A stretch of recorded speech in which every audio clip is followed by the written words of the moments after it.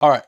The way most of you ship your TCGs is what we like to call ass. Right now, the way you're shipping, it's ass. But if you follow this video, you will be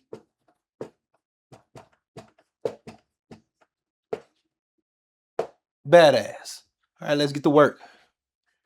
Welcome to the channel. I'm Richard of North the Golden Throne, your online hobby home. And today we're going to answer a commenter's question who wanted me to talk about what I do for shipping.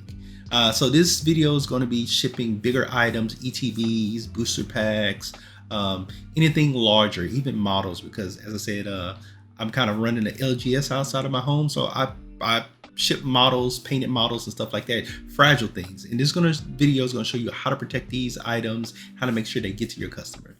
If you want the video on just normal singles, I have the link for that, the plain white envelope video. As always, there'll be links to the things that I show in my description. It'll help me out while helping you find the things that you need for your business. All right, let's get into it. So these are the Boba Millers. These are Boba Millers that you're going to use when you have too many cards so you want to ship at one time, or if you want to ship things like graded cards if you're on eBay, or if you want to just ship things that really need protection.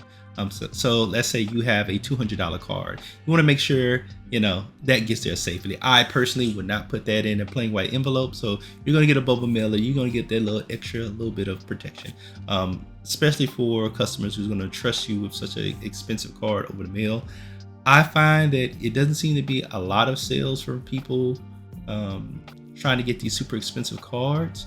So yeah, you want to make sure when someone does trust you with that, you're making sure that that item gets there. I mean, anything with tracking, I usually put it in a Bubba mailer. Put it in a Bubba mailer, and then you print out a thermal label for the tracked USPS and throw it on there, and you're good to go. All right, next you got your 8x8x4 corrugated boxes. All right, these are gonna be the perfect boxes for your ETBs. When you get those ETB orders, just go ahead and throw these bad boys in there. You're good to go. Not much to say about this. It's just a solid box.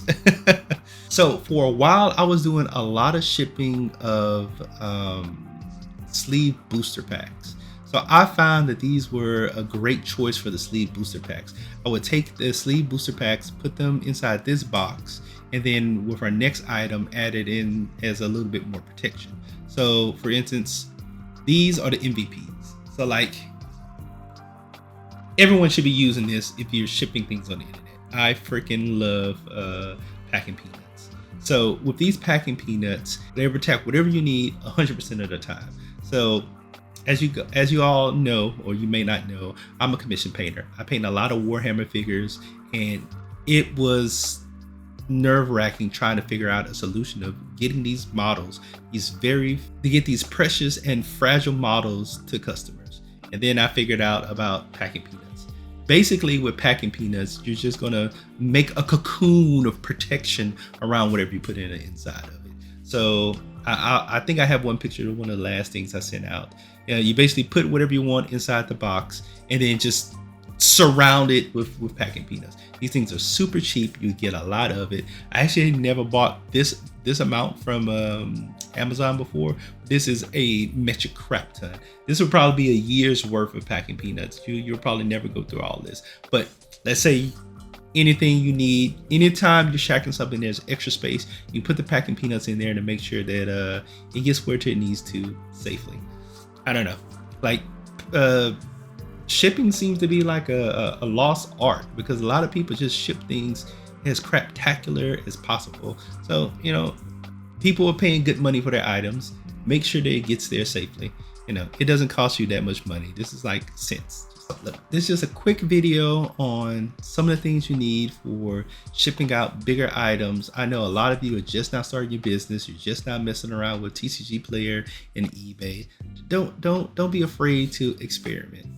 This is what I've used. I've had good success with it. But play around with things. Try this out. If you don't like it, see things that'll work better for whatever process you're trying to do. This is all about learning what works for your business, what works for you, what makes you feel, successful in what you're trying to accomplish.